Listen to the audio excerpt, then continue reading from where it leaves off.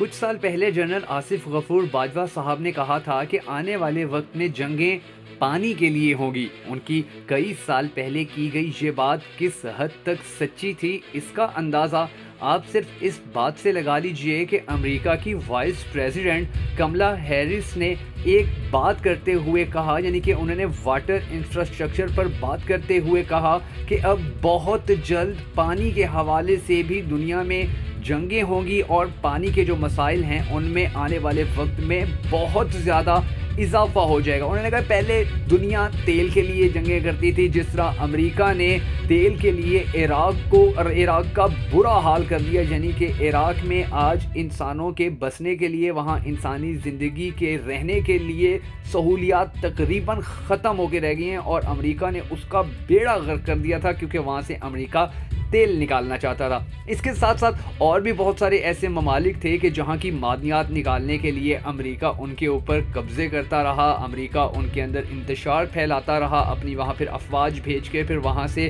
جتنی بھی ان کی اہم دولت تھی وہ ساری دولت چوری کرتا رہا اور لوٹتا رہا۔ اور ناظرین، مزے کی بات یہ ہے کہ کملا ہیرس کوئی عام شخصیت نہیں ہے، بلکہ یہ وائس پریزیڈنٹ ہیں، اور امریکہ کے جو پریزیڈنٹ ہیں بائیڈن، یہ دونوں بیسیکلی ڈیپ سٹیٹ کے لوگ ہیں، اور آپ جانتے ہی ہیں کہ ڈیپ سٹیٹ کے جو لوگ ہوتے ہیں ان کی جو بات ہوتی ہے اس بات کے کتنے میننگز نکلتے ہوتے ہیں، اور وہ بات کس طرح کس اینگل میں کسی نہ کسی وقت سچ ہو کے ہی رہتی ہے۔ اب پانی کے مسئلے کے حوالے سے جنرل آصف غفور صاحب نے جو بات کی تھی، یا جو اب امریکہ کی وائس پریزیڈنٹ نے کی ہے، تو ان دونوں باتوں کو اگر تھوڑا سا ہم دنیا کے حالات کے مطابق دیکھنا شروع کریں تو آپ کو پتہ چلے گا کہ اس وقت مصر اور ایتھوپیا بھی آپس میں پانی کے مسئلے کے اوپر ایک دوسرے کے آمنے سامنے آئے ہوئے ہیں۔ ساؤتھ چائنا سی میں حالات کس قدر خراب ہیں۔ مڈل ایسٹ یعنی کہ سب سے پہلے تو گوادر کو آپ دیکھ لیں کہ گوادر کے حوالے سے یہاں کی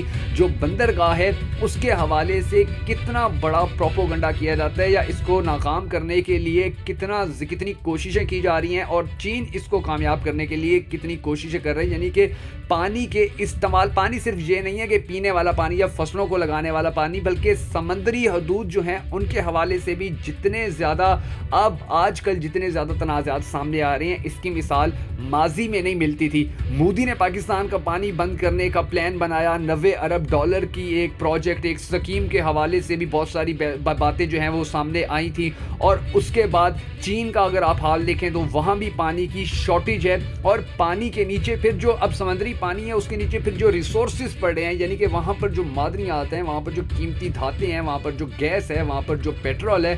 اس کے لیے بھی ممالک اب ایک دوسرے کے آمنے سامنے آئے ہوئے ہیں۔ اور جنرل آصف غفور باجوہ صاحب نے جو بات آج سے کئی سال پہلے کی تھی، جس کو اب کملا ہیرس نے آ کر وہ بات دہرائی ہے، تو آپ یہ دیکھیں کہ ان کی وہ ماضی میں کہی گئی بات کتنی زیادہ سچی تھی، اور پھر آپ اندازہ لگائیں کہ ISI اور ہماری خفیہ ایجنسیاں، ہماری جو فوج ہے وہ کتنی ایڈوانس چل رہی ہے، اور کیوں آخر دنیا جو ہے وہ یہ ماننے پہ مجبور ہو جاتی ہے کہ پاکستان کی جو خفیہ ایجنسی ISI ہے وہ کارکردگی کے حوالے سے انتہائی کم ریسورسز ہونے کے باوجود بھی دنیا کی ایک ایسی ایجنسی ہے، کامیاب ایجنسی ہے کہ جس کو دنیا کی نمبر 1 ایجنسی کہا جا سکتا ہے۔ تو اگر آپ کو بھی اپنی ISI پر، اپنی افواج پر پراؤڈ ہے، ان کی انفارمیشن پر اگر آپ کو بھی فخر ہے، تو کمنٹ باکس میں ISI زندہ باد لکھنا ہرگز مت بھولیے گا۔